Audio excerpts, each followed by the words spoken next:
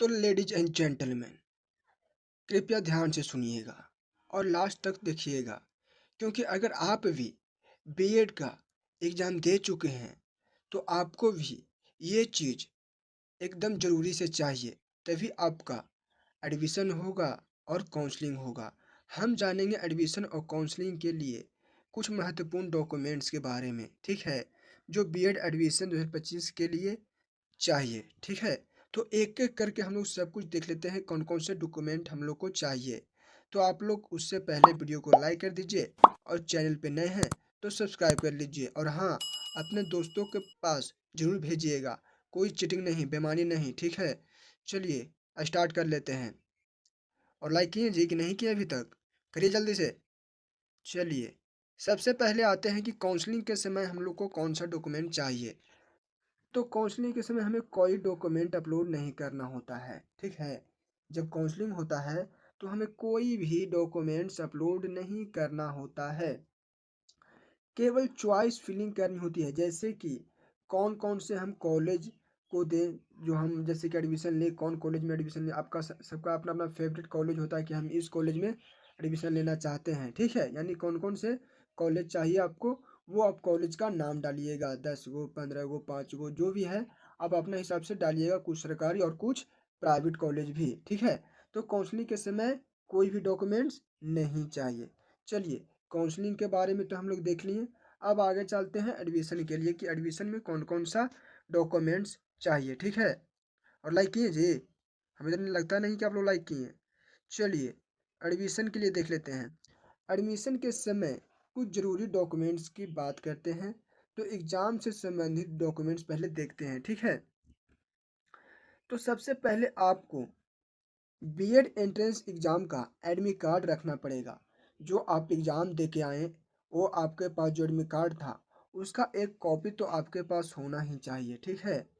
उसके बाद BEd entrance का रिजल्ट यानी स्कोर कार्ड, जो आपका अभी फ़िलहाल में ही जो रिजल्ट आया है, ठीक है? बीएड का, उसका आपका एक स्कोर यानी कार्ड रिजल्ट का एक कॉपी रखना ज़रूरी है एकदम, ठीक है? तीसरा है कॉलेज अलॉटमेंट लेटर यानी रिसिप्ट 3000 वाला, ठीक है? अब जैसे ही आपका जैसे किसी कॉलेज में आप सीट वगैरह बुक करते हैं, तो वहाँ 3000 जमा करना पड़ता है यानी पे करना पड़ता है। उसी का एक रिसिप्ट चाहिए एडमिशन के टाइम, ठीक है? जैसे आप काउंसलिंग करिएगा तो आपका वहाँ कोई कॉलेज में चल जाएगा, आपका मनपसंद कॉलेज में आपका दे देगा नाम। तो वहाँ पे आपको आप जाकर और 3000 पे करके आपको सीट बुकिंग करना पड़ता है, तो वो रिसिप्ट मिलता है, वही रिसिप्ट को आपको रखना पड़ेगा, ये आपको एडमिशन के टाइम में काम देगा, ठीक है?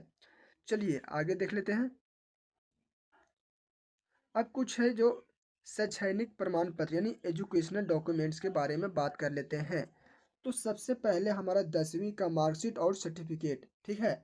10वीं का मार्कशीट और सर्टिफिकेट रहना एकदम ज़रूरी है। फिर है 12वीं का मार्कशीट और सर्टिफिकेट, ठीक है? 12वीं का भी मार्कशीट और सर्टिफिकेट दोनों कंपलसरी है। फिर हमारा 6 में है, फिर हमारा है ग्रेजुएशन का मार्कशीट और सर्टिफिकेट, क्योंकि बीएड जो होता है वो ग्रेजुएशन के बाद ही होता है, तो हमारा ग्रेजुएशन का मार्कशीट और सर्टिफिकेट चाहिए। अगर ओरिजिनल सर्टिफिकेट अभी नहीं है आपके पास, फिलहाल में ही पास किए हैं, ठीक है? तो उसके जगह प्रोविजनल सर्टिफिकेट भी जमा कर सकते हैं, उससे भी आपका क्या होगा कि एडमिशन हो जाएगा, ठीक है? तो डरने की कोई बात नहीं है, ठीक है? अगर आप फिलहाल में ही ग्रेजुएशन का एग्ज़ाम दिए हैं, पास किए हैं, तो उसका भी आप प्रोविजनल जमा कर सकते हैं, ठीक है? चलिए अब आगे देख लेते हैं। तब तक के लिए जल्दी से आप लोग लाइक ठोकिए, ठीक है?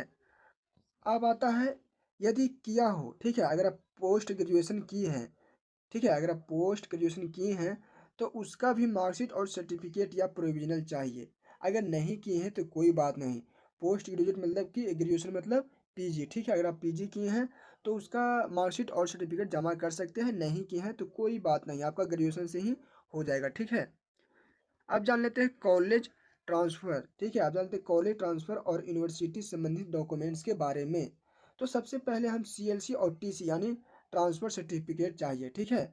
फिर अगर यूनिवर्सिटी चेंज हो रही है, जैसे कि आप मगध यूनिवर्सिटी या पाटलिपुत्र यूनिवर्सिटी से कर रहे हैं और ग्रेजुएशन कर रहे हैं और अगर आपका चेंज हो गया यूनिवर्सिटी, जैसे कि आप मगध यूनिवर्सिटी से कर रहे थे और आप पाटलिपुत्र यूनिवर्सिटी में करवाना चाहते हैं या नालंदा यूनिवर्सिटी में कराना चाहते हैं, तो आपको सीएलसी यानी टीसी सर्टिफिकेट चाहिए। अगर आप नालंदा यूनिवर्सिटी से ग्रेजुएशन कर रहे थे और नालंदा में ही आपको बीएड भी करना है, तो आपको टीसी और सीएलसी की ज़रूरत नहीं है। अगर आप मगध यूनिवर्सिटी से ग्रेजुएशन कर रहे थे और मगध यूनिवर्सिटी में ही क्या है बीएड करना है, तो आपको सीएलसी और टीसी की कोई ज़रूरत नहीं है।